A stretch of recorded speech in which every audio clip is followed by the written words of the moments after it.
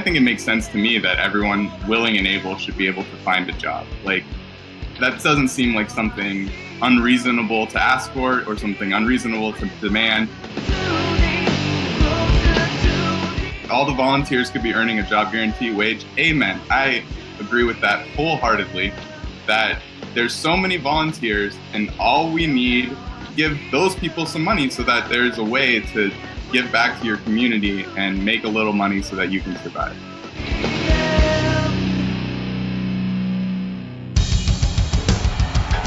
What I have said is that this campaign is not just about electing a president, it is about making a political revolution.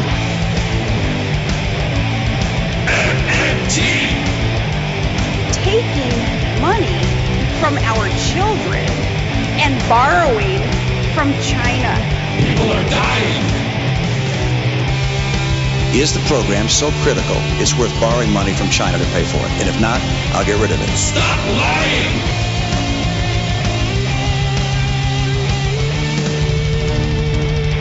I want the truth!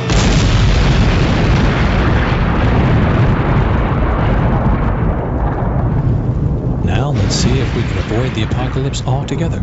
Here's another episode of Macro and Cheese with your host, Steve Grumbine. This is Steve with Real Progressives. I have a real honor, gentleman that I've been chatting back and forth with for some time. He's a writer. He's a tech whiz. He's also a graduate of the Levy Institute's Bard College, a new program for economics. The gentleman's name is Brad Voracek. And for those of you who follow Real Progressives and understand how important modern monetary theory is to getting anything done, by the way, Brad is a great writer, and his focus is largely on getting knowledge and information out to the public. So without further ado, I'd like to bring on this young man to let you see that this is a broad-reaching movement, if you will, and it's not really even a movement. We're just people that have come into agreement with the facts that reality is good enough for us. So with that, welcome to the show, Brad. Thanks for having me, Steve. I'm happy to be here and happy that we're able to talk about these ideas on a platform like this. Awesome. All right. So do me a favor. Tell me a little bit about yourself. Tell our audience a little bit about yourself. Sure. So, I grew up in Southern California. My dad was an aerospace engineer, works at NASA. Growing up, I heard about trickle-down economics at some point. I remember being a young kid and questioning it, looking up at my dad, is that really how it works? And we'll get back to that later. But eventually, I strongly disagree that, giving the rich people more money is not going to lift us all up. And so I went to UC Berkeley, studied computer science there. Occupy Wall Street happened around my junior year. And so I kind of got interested in these ideas of how the economy works, what can cause a recession to happen. And I'm an investigative kind of guy. I look at data a lot. I like researching this stuff. And so I had the question, well, how can we get a recession? What causes people to lose jobs? What causes people to, in Berkeley, there's a lot of homeless people. Why are people homeless? You kind of start to ask those questions when you're in this environment where everyone's scared and it's recessionary.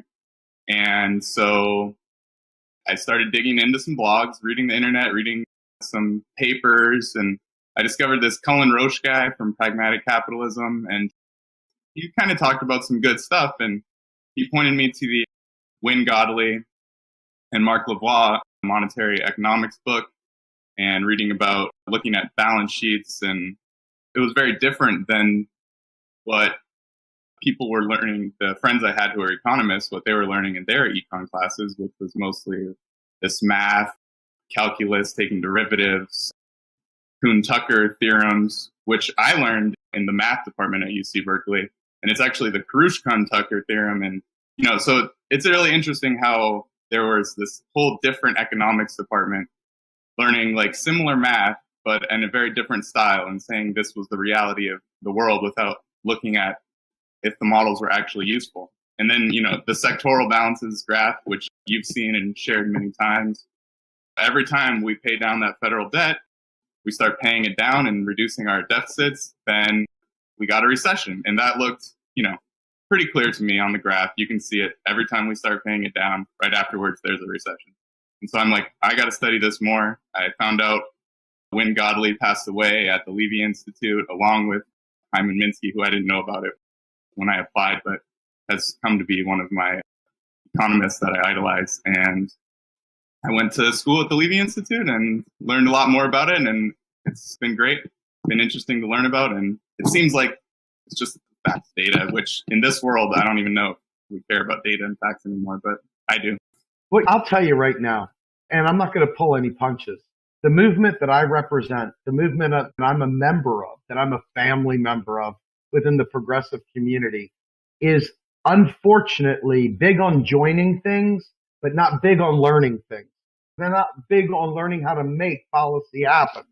Mm-hmm. And so we're in this awful situation. And you and I talked off camera a little bit about this. There's an article by one of my favorite writers over there at New Economic Perspectives, J.D. Alt. And J.D. Alt has done Millennials Money, done some great videos for Dollars and Diagrams. But he did one particular slam dunk article that is must read for everybody called The Oppressive Free Lunch. And what it talks about is how Paul Ryan and the GOP and the rest of the Ayn Rand lovers are out there actively trying to make us feel guilty for receiving any kind of public services, for even needing a government. They're basically acting like somehow or another it's demeaning to mankind to receive this. And then he sat down and he broke down all the great sensibilities that all the progressives all share, even the ones on the Democratic Party who end up doing horrible things. Even they, to a fault, will check the boxes for the sensibilities. Yeah, we should never let the poor suffer. Yeah, we should fix the environment. Yeah, we should make college this, that, and the other, right? One by one, they all check it off. But then he gets to the bottom and he says, however, none of them can answer the one question that prevents the progressive community from ever being anything more than a squeaky toy. How are you going to pay for it? And on my life, the progressive community would rather sit there and just stay angry, stay in the struggle, than actually do anything meaningful to pay for these great ideas. They are more than content staying stuck in the struggle. What are your thoughts on that, Brad?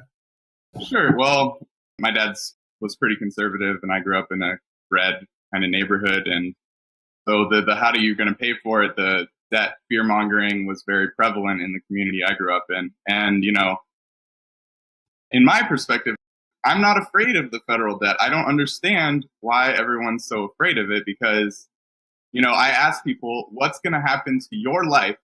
What's going to make your life worse off if we pay down the federal debt? And they can't answer. They really can't answer. And so I think it is important. Understanding money is important and it's complicated. But, you know, I think you're right in that if we just ignore or we for a while, like let's spend our disbelief and just say, okay, maybe we can produce money. We can produce money. You know, the government makes money. And so we can find the money. We can mobilize our resources by just creating the money and directing it to people to build cool things and make awesome stuff. I mean, we do it for war all the time. And I think we can do it for other things. We have unemployment. There's still people looking for work. I walk down the street. I talk to people who are looking for work, unemployed people on the street. And I think we can pay for it. We have the money. We make it. You know?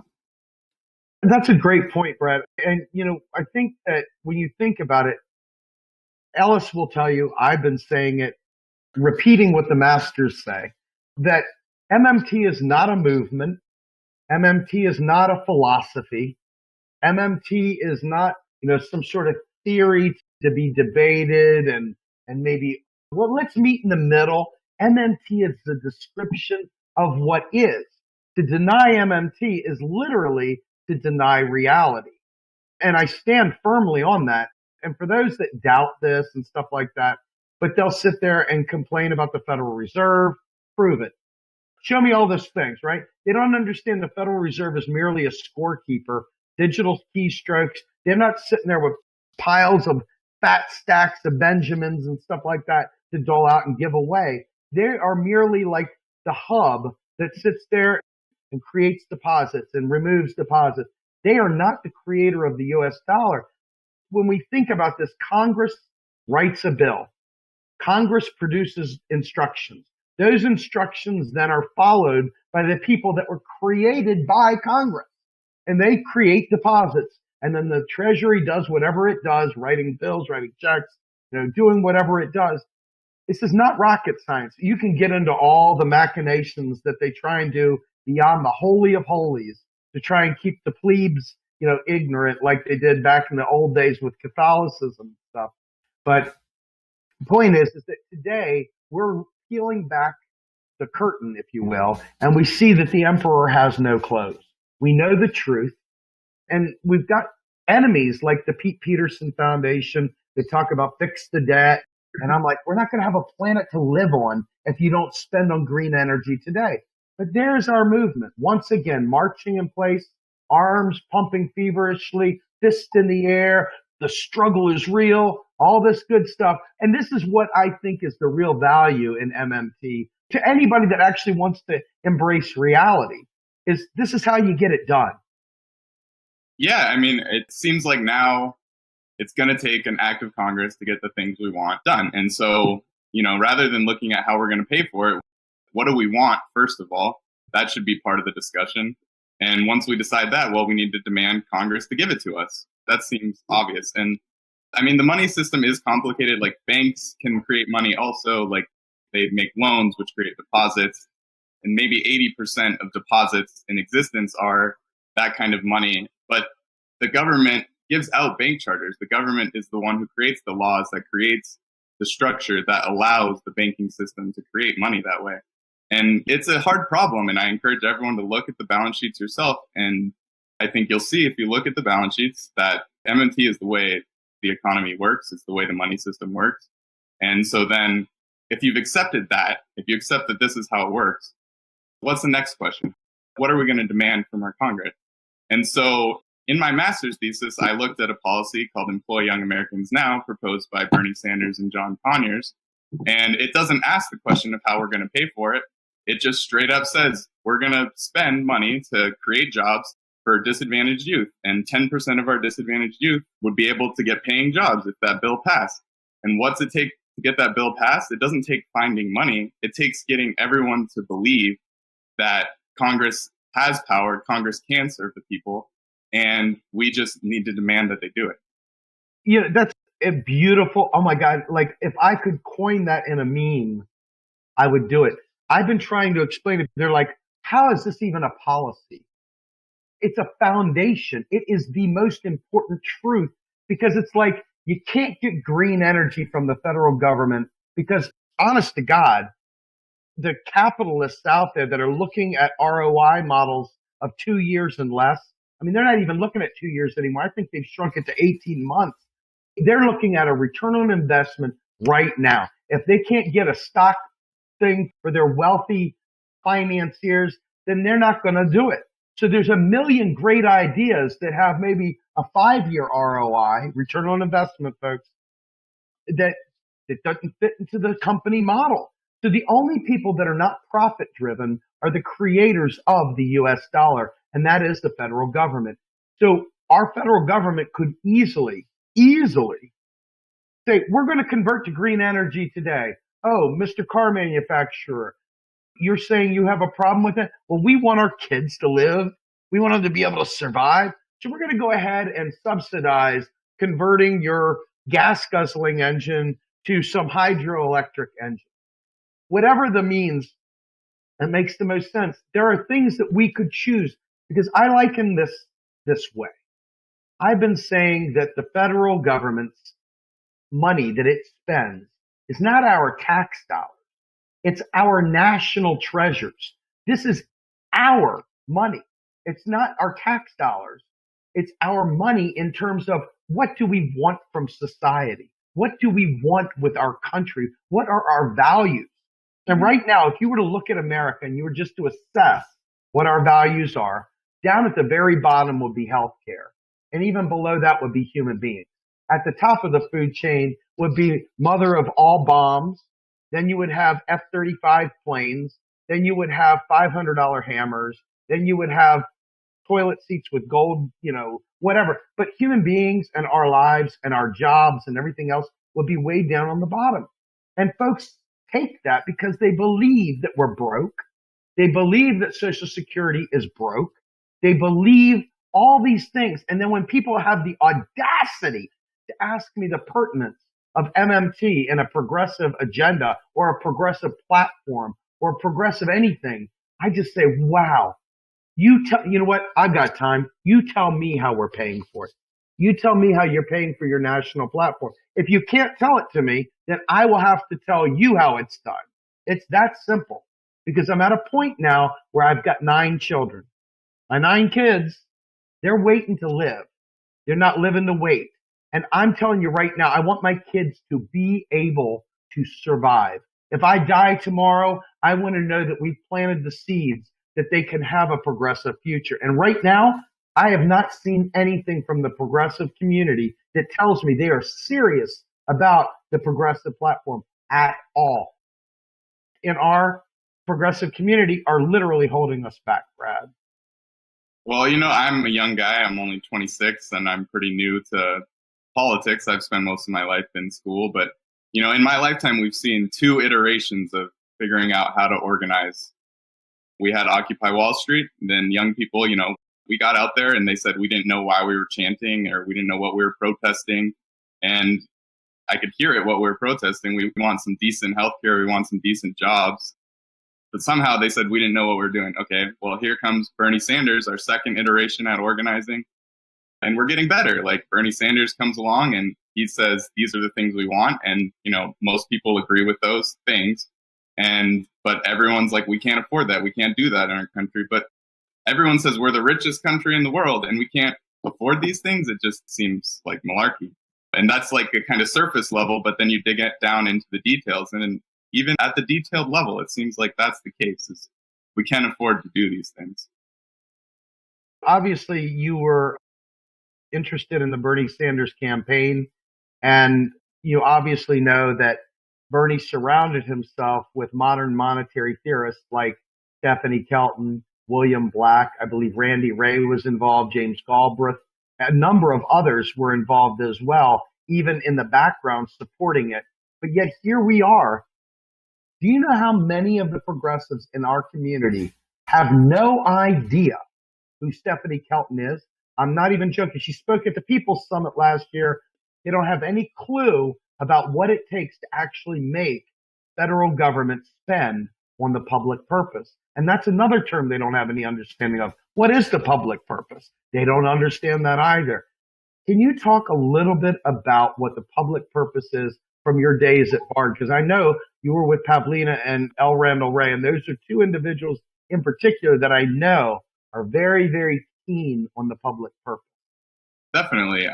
So Randy Ray was our professor in this program, and Pavlina and Stephanie are people that we see at the Levy conference. So the public purpose, I focus a lot on the job guarantee and jobs because I think that's really a way that we can move this forward. We can change the definition of work. We can create art. I'm living in a state right now. I'm in Arizona. There's Democrats running on a policy platform of public education because public education has been dismantled. There's vouchers for charter and private schools that regular citizens can't afford. It's ridiculous that a public education is the foundation of a policy platform for a politician in the world that I was born in. Like, to me, it seems like the public purpose, well, you start with the public school, you get everyone an education. And an education, you don't have 40 students in a classroom. You need less than that. You need maybe 20. You talk to some teachers and they say, I can teach 20 kids, but 30, 40, this is impossible. And then that goes to the question. They ask, how do we get the money to pay for public schools? How do we double the number of teachers so that we can reduce class sizes? How do we build this infrastructure? And we demand it and we do it. Amen, brother. Let's take that step for a second, because you're talking about something entirely appropriate and mind-boggling for most people.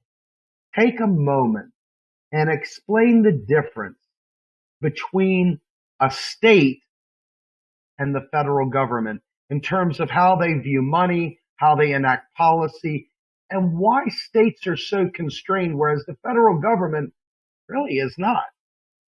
Yeah, so I mean, the phrasing kind of is that a state is the currency user and the federal government is the currency issuer. So at a state level, the federal government serves as this massive redistribution pool. So like you have some states that collect a lot more in state taxes, and then there are some states which run deficits at the state level. And the federal government serves to move this money between the states and serves as the bigger connecting piece between us all. I mean, a state budget only controls a certain proportion of like public education, and most of the budget comes from the federal government. So in some ways it has to be done on the federal level. And then, but we have a lot of states who think that they can do it on their own. And maybe there are ways, like North Dakota has a public bank, and I'm not an expert in this area, but it certainly seems like North Dakota fared the most recent recession pretty well, and their students are in less debt because this public bank kind of serves the purpose. But I don't know how that whole public banking system fits in with the bigger picture, so to speak. And it's something I'm interested in, something I'm trying to look into.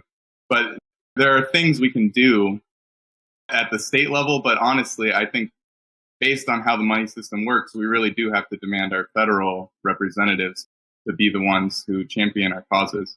Because at a state level, there are a lot more constraints than on the federal level, it seems like. And then, even on the federal level, you get into big multinational corporations, and it's not easy. I don't think it's easy, but I think we're moving in the right direction with MMT.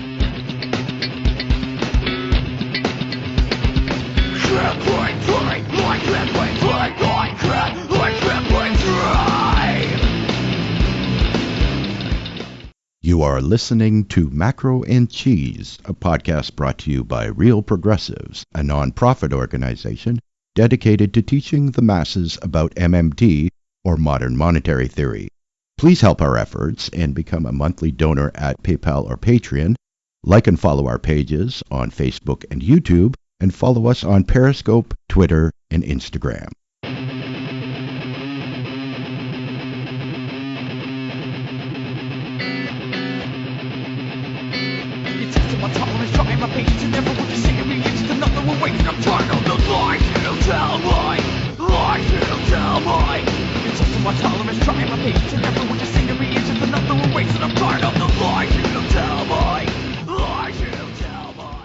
So let me ask you a question, Brad, because you've sent me some really cool models that you've done and stuff like that. And I believe it was regarding sectoral balances, correct? So to me, and I'm going to give you my 2 cents, but I want to hear from you. You mailed it earlier. Everybody that is remotely economically literate has seen that graph of the foreign sector, the public sector, and the private sector, and can clearly see every time we quote unquote reduce the deficit, we end up with a recession. It is like literally, and every time we've tried to pay down the debt, we've ended up with sometimes even worse, a depression. Sectoral balances are science. When you're looking at currency analysis, it's science. When you tell me, as I'm telling you this specifically, I'm breaking it down step by step, and you go, that's just theorizing. This is not an issue of being tolerant of others. This is not an issue of, well, everybody's got an opinion. This is facts, and this is saving lives. So how does this play into it? Talk about sectoral balances for us. Yeah, I mean, so like on my website, like you said, you pull the data from the federal government and you can look at how the sectoral balances work. So Minsky said money is an IOU, and anyone can make money. The trouble is getting it accepted. And so we, as a society, have accepted the dollar bill as that piece of money, a bank deposit that you can get from an ATM. It's a piece of paper. And the thing is, every time you get money, so there's a thing called double entry accounting, and every time that you get some money, another person is losing some money, or every time it's recorded in 2 places at every time. And that's what the sectoral balances are describing. So when the deficit is increased on the government's balance sheet, it looks like a debt. But on the other side of that, there's some money that someone else is holding. So you have to look at both sides of the coin, so to speak, and people don't do that. They just look at the big, scary federal debt clock, and they don't understand the other side of that money, because money is a two-sided transaction between humans. And so then when we look at this sectoral balances graph, you ask some questions, you're like, wow, that's how it works. How do I understand more? And then you can look at Win Godley's book is amazing in this respect. And so one of the models, the little marble thing I showed you, is very similar to Win Godley's first model in that book, where there's just the government, there's no foreign sector, there's no private sector. It's just the government making money and showing how the balance sheets would work in that type of society. And then he evolves throughout the book into different types of systems that have private sector debt and that have other countries, not just the one government. There's multiple governments. But, you start at that very basic level of, this is how a balance sheet works. This is how money works at a very basic level. And then you keep iterating until you get to the system we have today, which is very complex. But at the very root, there's the seed that it's a balance sheet, and that's how the money system is working. Here's a question I have for you. Obviously, we all are used to our own family household budget. We're all used to, in some way, shape, or form, paying our bills, be it writing a check, which is just offering instructions to our bank, or slicing a card, which is still, yet again, an electronic version of giving instructions to a bank. And neither time do you have cash in hand. I mean, we're talking about most of our dollars are digital in nature. I consider paper money almost like, you're a data guy, you're a network guy. So think about this for a minute, right? If you go back to old fast packet technology, you buy ATM or frame relay services, you would have permanent virtual circuits running across them. And you would say, okay, we've only got 1.544 megabits per second on this T1, but I can oversubscribe that because I know we're only going to use this much of it at any given time. So you might have a DS3 worth of data lined up to it, but only going down to a T. Anyway, point is that I consider the cash merely like a representation of, in play dollars. And as soon as you put it back in, it's all digital once again. These are like coupons that float around. I think people confuse the idea of paper dollars as the only form of money there is, and they don't realize that it's only a minor representation of the whole. Yeah, I think cash is something like 5% of the whole money. Most of it is sitting in banks as bank deposits, like you said. But the thing is that those bank deposits are redeemable for cash. And so that's the thing that you have to keep in mind. So the piece of paper does kind of represent that, that bank deposit in the system. And it is accounted for by the banks. And all the dollar bills that are in existence, they're accounted for. When you say that, 5% of the money in the U.S. are paper. That means 95% of the dollars are never coined, never minted, never turned into paper. They're just keystroke deposits. That's what our financial system is made of. And the way I jokingly say it, the USA will run out of dollars when the guy with the fingers at the keyboard finally wears them down to a nub. His nose can no longer hit the keys, and we're out of keystrokes. That's how we run out of money. Yeah, I mean, I think there is that big problem with people viewing the federal government budget as the same as a household budget. And it's something that I don't agree with. And I looked at the data to get to that conclusion, and I encourage everyone to do it themselves, because you can't just trust us. You can't just say, oh, these guys know what they're saying because they're blah, blah, blah. Look at it yourself and come to your own conclusions. But I think you'll find, if you look at it, that the federal government's budget shouldn't be run like a household budget. And it's a huge problem that we have to get over before we can make any progress. And that's so frustrating to me. It is. As I sit there, and I wish that people would just do the research themselves. But here's the problem. They don't have enough time. They're bored. They think it's above their head. And they go back to what they know. People literally believe that we borrow U.S. dollars from China. They don't realize that China, because the Fed is trying to defend a positive interest rate, sells these securities, sells these treasury bonds. They buy them because, wait, they want to save in U.S. dollars. So there they are saving in U.S. dollars. Well, that's the national treasure. That's our national assets. All of a sudden, that money's in play. I mean, I don't get it. It's frustrating, but also at the same time, you see some of our commentators who want to talk about the basic income and job guarantees. And I think at some point we have to, just stop getting frustrated, stop fighting the issue, and move forward with it, with the things we can do with MMT, because once you understand that that's how it works, and there's so much you can do. There's so much that we can do as a society that's like really beautiful, but it just takes that understanding. And so, like if we want to talk about the job guarantee or basic income, those are things that we can do. I think it makes sense to me that everyone willing and able should be able to find a job. Like that doesn't seem like something unreasonable to ask for or something unreasonable to demand. And, it's going to mean some difficult things. Like we have people who can't get through high school because they have to take care of a younger sibling. And so we need programs for people who can't make it through the school system, but they have to make some kind of money. You have to make some money to get some food to stay alive. And if those very basic necessities aren't taken care of, then how do we expect people to be able to actually get an education, get a high skilled job, learn these things? Because there are people in our country, the richest country in the world, so to speak, who are struggling with these very basic necessities. It seems absurd. And I'm a young guy looking at this, and I don't know, it just seems ridiculous. You wrote a great article.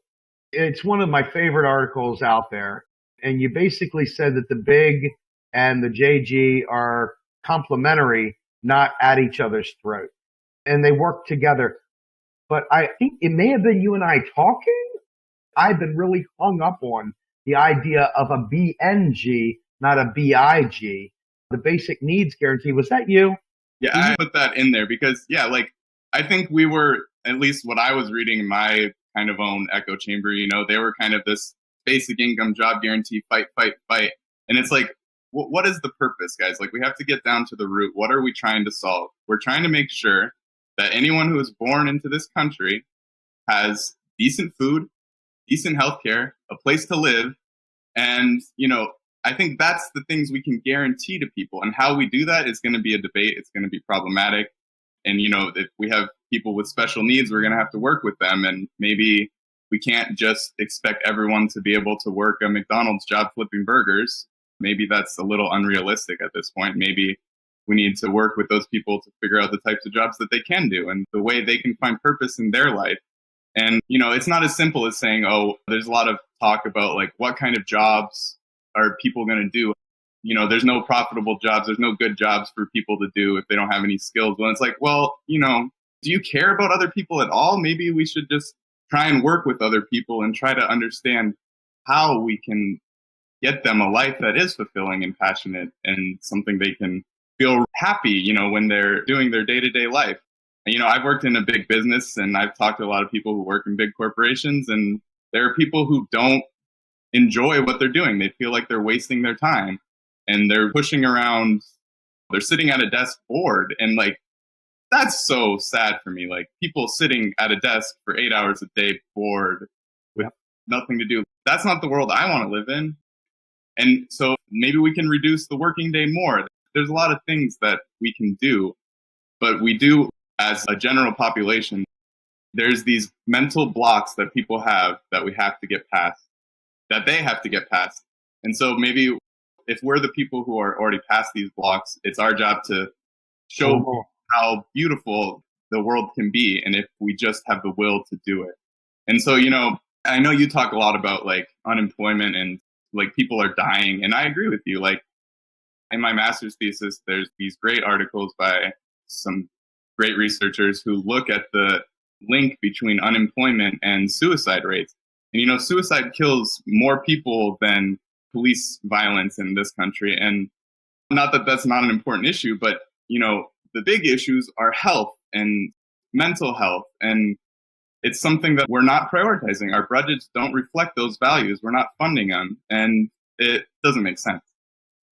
Let me ask you a question. As we go through this and we look at the job guarantee, as all of us on the MMT side of the world know, the job guarantee is kind of like the Valhalla of the whole, what would be the prescriptive side of MMT. Holy grail. Exactly. And as you think about that, all of a sudden now, instead of a gold standard, it's a people standard, right? We've pegged the economy to you and I. And so if they screw with you and I, they destroy the economy. And so we are now the people standard, the job standard, so to speak. And I'm going to take task. Look, I love Warren Mosley. Like father figure. I love the guy. And I love Pavlina and I love Randy. And when I talk to them, I tremble even a little bit. I think so highly of these folks. But let me just tell you, as I talk with Ellis Winningham, and Ellis is like my spirit brother, okay, in this whole thing. We both have the same kick you in the head kind of approach to this. But he's got a far more expansive view of the job guarantee. And the way I look at it, and I've come to believe that he's right on this, because this eliminates the concept, in my opinion, it takes the wind right out of the sails of the big folks. And it puts everything in perspective. Maslow's hierarchy of needs, self-actualization at the top. In my opinion, the redefinition of what work is allows us all to pursue who and what we are, not just some transitional, hey, let me go be a buffer stock for the private sector to hire me out. I'm looking at this more of, okay, I know it's not going to make me a mint, but I can do what I want to do in a society that values more than just profit. I can actually self-actualize. I can do something for my local community. I can do something at the local school. I can teach kids guitar. I can teach them a painting class. I can teach them to surf. I can even do bush sculptures if I want with my, whatever it is that I want to do.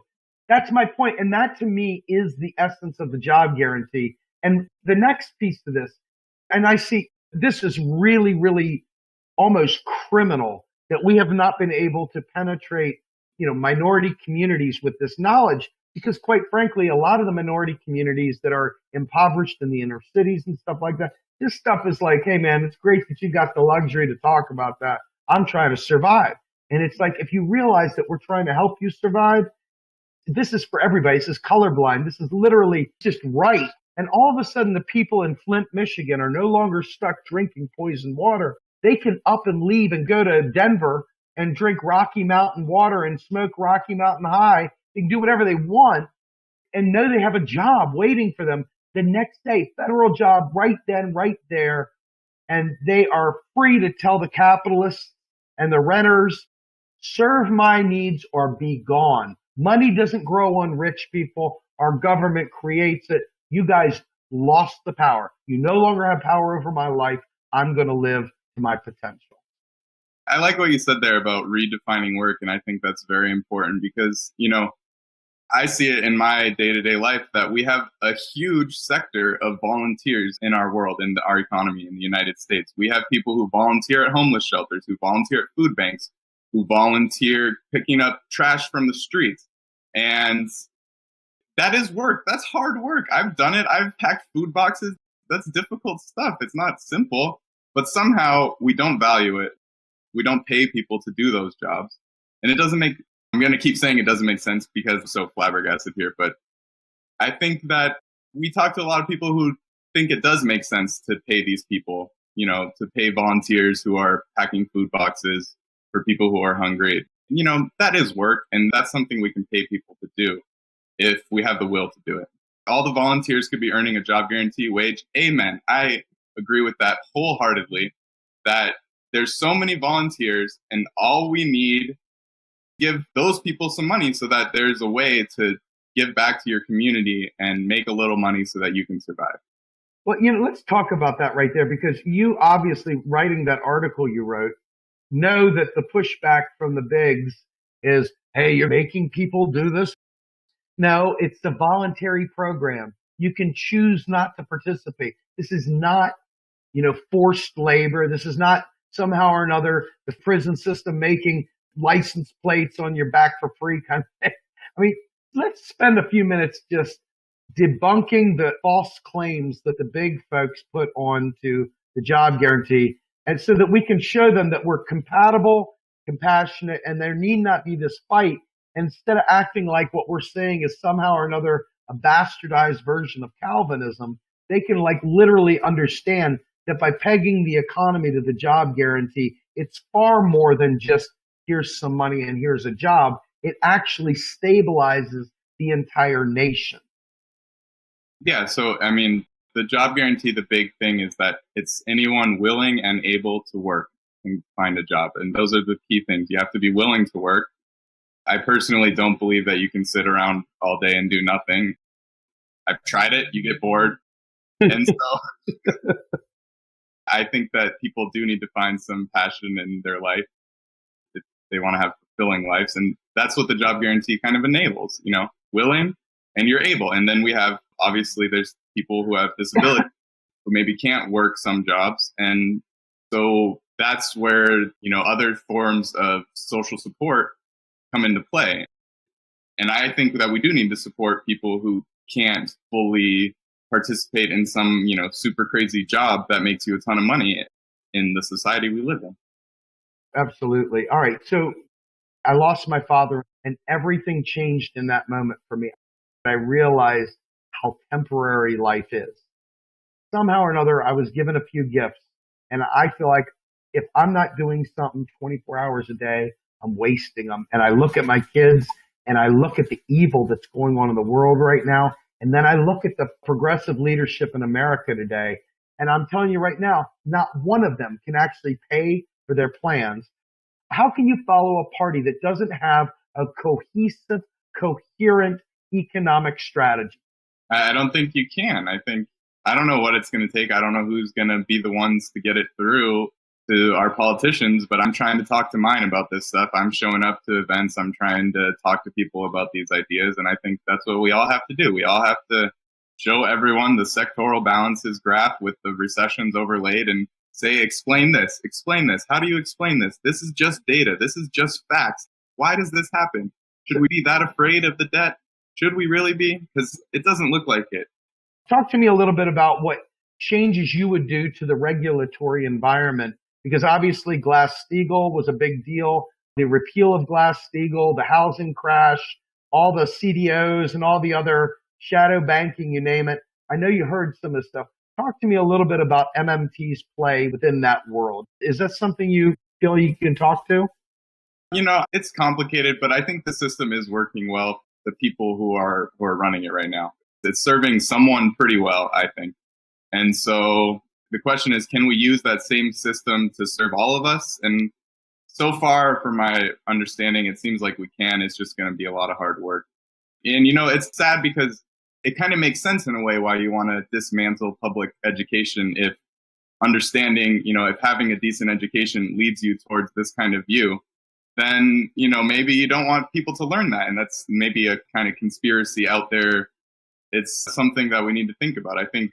And looking at the school system is important because if you read the Econocracy review that I did on the Minskys, you can see how this type of Econ 101 thinking pervades throughout everywhere. Anyone who goes to a big Harvard college has to take Econ 101. And the fact that that economics doesn't describe reality, it certainly seems like having a lot of people out there who are in positions of power thinking a certain way definitely serves a certain population. And if we can get people to think a different way, then I think a different population can be served. Well, I think about it like this. I have something called psoriatic arthritis. And psoriatic arthritis is brutal. For those people who have it, you know what I'm talking about. It's an autoimmune disorder.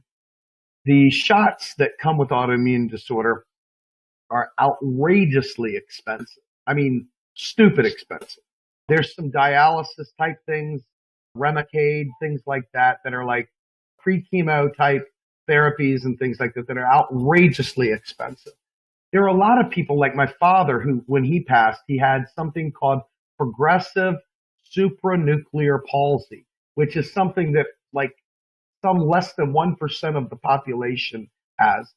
And it's so rare that it's not going to make them any money. So they don't really care to do a whole lot of research, and there's not a whole lot of treatment out there. And so you see all these things happening, right? You see the environment collapsing and so on and so forth. And people confuse capitalism with our money system. And our monetary system can support socialism. It can support capitalism. It can support communism. It could support some new thing that we don't know of yet.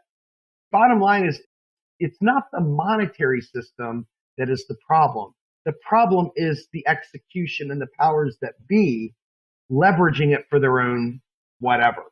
And the fact is that, and I'll use the Catholic thing again, Martin Luther back in the day, got tired of all the penances and all the fake stuff that the church started putting into effect to make money and to bilk people and so forth. And so he pinned up his 99 Theses and basically turned the world on its head. And it was sacrilege, etc. But the average person was not supposed to read the Bible. The average person wasn't supposed to read the Bible all the way up into the 1900s, into the 20th century. So, and there's still people that consider it something that the people shouldn't read. That's the same way as with economics largely, in that people have gotten to the point where they believe that that's only something for them. All these mechanics and stuff like that are put there to confuse people and to allow others to make money. The reality is that we are the ones cut out. I mean, you look at the wealth gap from like back in the 70s to present. I mean, we're talking about like almost a vertical in terms of income inequality. That is not the system. That is the people in charge pushing it. I mean, Milton Friedman was famous for saying, hey, basically, no more fiscal policy. You can't do that. We got to keep the money static. You guys go into debt when it's a low time. When it's a high time, you pay off your debt. Everything will be fine then. Yeah, I'm with you. I mean, money is a tool that we use to mobilize our resources, and we can do that. We can mobilize people in a lot of different ways to do a lot of different things. And the way we mobilize people right now is pretty sad. Let's go back to the beginning. Like I said, my dad works at NASA. You know, I've spent a lot of time around some really smart engineers, and it's really sad that the cool projects that they want to do can't be done because someone can't find the money. And everyone says like, oh, well, you know, like, look at how great our system is. We made the internet through a private corporation. But if you look like The Entrepreneurial State by Mariana, I forgot her last name, I'm sorry, but just Google that, Entrepreneurial State, and you'll see like innovation a lot of times has come from the government. It has come from mobilizing resources towards something that might not be profitable. And that's science. You know, you got to fail a lot of times. You got to try a lot of different things that might not work. And if we're stuck in this idea that everything we have to do in our world has to be profitable, then, you know, we're going to be stuck. We're not going to be able to do anything. And so we need to realize that we can use our money to mobilize our citizens to do awesome things. And that's what we should do. Amen. Brad, I would love for you to come back. Thanks for having me, man. This was fun. Absolutely. Brad, you're welcome back anytime, sir. You too. All right, sir. Bye-bye. So.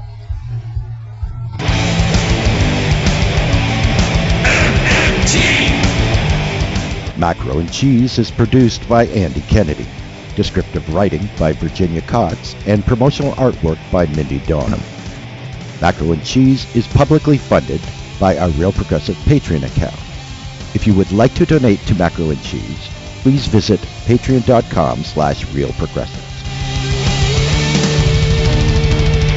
I want the truth.